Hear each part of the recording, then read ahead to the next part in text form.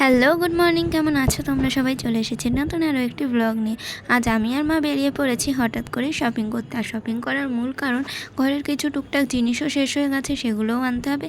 আর সামনেই আসছে আমার দিদিভাই আর তার বর, মানে আমার জামাইবাবু, মানে সবাই মিলে আসছে এখানে। তার কারণ হলো, তোমরা তো জানোই আমার দিদি প্রেগনেন্ট, তো এখানে বসেই ওর ডেলিভারি হবে। আর সব প্রেগনেন্ট মহিলাদেরকেই আমি দেখি প্রেগনেন্ট হওয়ার কিছু মাস পরেই বাপের বাড়ি চলে যায়, কারণ সবাই মনে করে বাবা মার কাছে থাকলে বেশি সেবা যত্ন পাবে। কিন্তু যাই হোক, শ্বশুরবাড়ির লোকজন ভালো হলে সেখানেও কিন্তু অনেক সেবা যত্নই পায়। তো বাপের বাড়ি এসে তো থাকতেই হয়, তো সেই নিয়ম অনুযায়ী, নিয়ম বলবো না, মানে এমনিই ও এসে থাকছে, কারণ এখানেই ওর ডেলিভারিটা হবে। আর আমাদের এইখানে যে মেডিকেল হসপিটাল আছে সেখানে আমরাও জন্মেছি, মানে আমি, আমার দিদি সবাই জন্মেছি, তো ওখানেই ওরও ডেলিভারি হবে। তো ওর শ্বশুরবাড়ি থেকে তো ওখানে আসা হট করে সম্ভব না, তাই এখানে এসেই থাকবে আর কয়েকটা মাস। আর তারপর বাচ্চা হওয়ার পর কয়েক মাস থেকে আবার না হয় চলেই যাবে। তো বেশ মজাই লাগছে, ওরা আসবে, বাড়িটা ফাঁকা ফাঁকা থাকে, একটু জমজমাট হবে। আর পুচকিরা আসবে শুনলে কার না ভালো লাগে, তোমরাই বলো। তাই আমরা চলে এসেছিলাম শপিং মলে। ওর পছন্দের কিছু স্ন্যাক্স, ঘরের টুকটাক খাবার দাবার, যেগুলো থাকলেও চটজলদি খেতে পারবে। আর প্রেগনেন্ট মহিলাদের আমি শুনেছি ঘন ঘন খেতে হয় আর খিদেও পায়, তো সেই কারণেই আমরা এসেছিলাম স্মার্ট বাজারে, কারণ এখানে প্রচুর অফার দেয়, তোমরা জানো। বাড়ির পাশে থাকলে কি আর কেউ বাজারঘাটে ভিড়ভাট্টায় যায়, এখান থেকেই কিনে নেয়।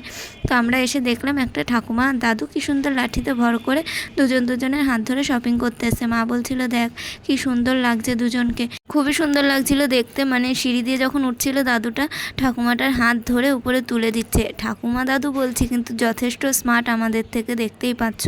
তো যাই হোক, দুজন মিলে এখানে শপিং করতে এসেছি আমরা। আর এদিকে এই দৃশ্যটা দেখে খুবই ভালো লাগছিল, যে বয়সকালেও মানুষজনের মধ্যে এত মিল থাকে আর ঘুরতে ঠুরতেও বেড়ায়। এই জিনিসটা সত্যি খুব জরুরি, যে বয়স হয়ে গেছে বলে ঘরবন্দি থাকবো তা না, বাইরে মাঝে মাঝে বেরালে সবারই মন ভালো থাকে। আর মা এখানে বলছিল যে দেখ, ওরা একসাথে ঘুরতে এসছে, মানে কিন্তু এই নয় যে ওদের ঝগড়া হয় না, ঝগড়া অশান্তি কিন্তু সব ঘরেই হয়। কিন্তু বিয়ের পর বা বিয়ের আগে প্রেম পর্ব যতদিন চলে, মানুষজন তো কত ঘোরে, শপিং মলে যায়, সিনেমা হলে যায়। যেই একবার বিয়ে হয়ে যায়, বয়স হয়ে যায়, ভাবে আর বয়স হয়ে গেছে কোথায় যাবো। আমাদের মধ্যবিত্ত ফ্যামিলিতে তো এটাই হয়, নাতিপুতি সামলাচ্ছে, ঘরেই থাকছে। কিন্তু মাঝে মাঝে একসাথে একটু কোয়ালিটি টাইম স্পেন্ড করার জন্যে মানুষের বেরানো উচিতই, সে বয়স্ক লোক হোক, জোয়ান লোক হোক, মধ্যবয়স্ক হোক। যাই হোক, আমি একটু ভাট বকছি। তো চলে এসেছি আমরা শপিং মলে। এবার কি কিনবো নিজেরাও জানি না। তো ঢুকতেই আমাদেরকে চা অফার করছে, মানে ভেবো না যে আমরা সেলিব্রিটি, চা খেতে বলছে, চা শুকতে বলছে শুকে দেখুন দিদি, চাটা খুব ভালো, নিয়ে যান, একবার খেলে বারবার খেতে মন চাইবে, এরকম নানান কথা যাতে কিনি। কিন্তু এটা কী চা আমরা জানি না, তো সেই কারণে আমরা বললাম যে না, আগে আমরা দিক থেকে ঘুরে আসি, তারপর দেখছি। আর এখানে আমরা ম্যাগি, ইপি, বিস্কুট, অনেক কিছুই টুকটাক নিয়েছি, কারণ দিদিভাইয়ের বর আসলে চা খাবে। আর আমরা তো চা খাই না, তাই আমাদের ঘরে চা খুব কম পরিমাণেই আনা থাকে, লোকজন আসলে করা হয়। বিস্কুটও অল্প অল্প আনা থাকে। এবার ওরা আসলে তো রোজ চা হবে, তারপরে ম্যাগি, চাউমিন, এগুলো খেতে হবে। মানে খেতে হবে বলতে দিদিভাই খাবে, আমিও খাবো, সবাই খাবে। তো সেই হিসাব করে সব কিছু নেওয়া, আচার টাচার অনেক কিছু নিয়েছিলাম। আর আমরা চা বলতে এই টাটা টি গোল্ড এটাকেই নিই, ওই লাল প্যাকেট, ওইটা তো চিনি না, নেবো। তারপরে খারাপ হলে, আর দাম তো কম না, দাম তো প্রায় 300 টাকার কাছাকাছি দুটোই।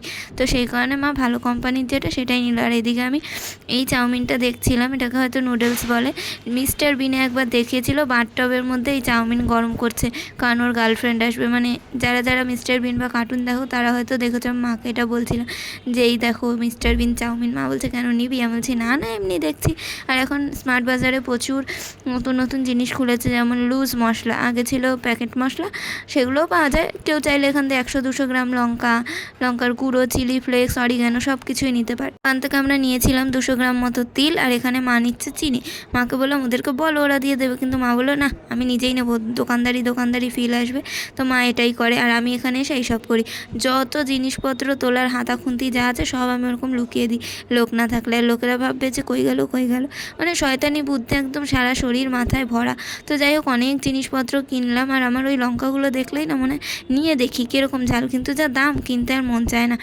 তো এখানে এসে শুনছি ক্যাশ কাউন্টারে নাকি ক্যাশ নেই, মানে আমাদেরকে খুচরো দিতে পারবে না। এবার কি করা যাবে, তাই টুকটাক জিনিস বাদ দিয়ে বাকি জিনিসগুলো নিলাম। আর এই বাচ্চা দুটো দেখছো, মনে হয় জমজ, ওদের সাথে আর একটা বাচ্চা মেয়েও এসেছে, আর ওর মা শপিং করতে এসেছে 4 জনে। আর ওই যে টেকো বাচ্চাটাকে দেখছো, ওটা ওদের দিদি।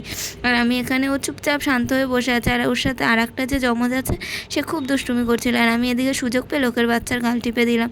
তো লোকেরা একদিন আমাকে এই অপরাধে জেলেই দিয়ে দেবে, কিন্তু কি করব, বাচ্চা কাচ্চা দেখলে লোভ সামলাতে পারি না। শপিং করে বেরানোর পরেই জোর বৃষ্টি নামে, তাই ডায়মন্ড সিটির ভিতরে কিছুক্ষণ অপেক্ষা করার পর বৃষ্টি কমতেই বাড়ি এসে সব জিনিসপত্র মিলিয়ে নিলাম। দেখো কত জিনিস কিনেছি। রোজ রোজ তো যাওয়া হয় না, তাই একদিন গেলেই যা যা লাগবে দরকারি সব কিছুই কিনে নিয়ে আসার চেষ্টা করি। আর দিদিভাইরা আসবে বলেইছি। তো যাই হোক, আজকে ভিডিওটা ভালো লাগলে লাইক কমেন্ট করে দিও। সবাই সুস্থ থাকো, ভালো থেকো, টাটা।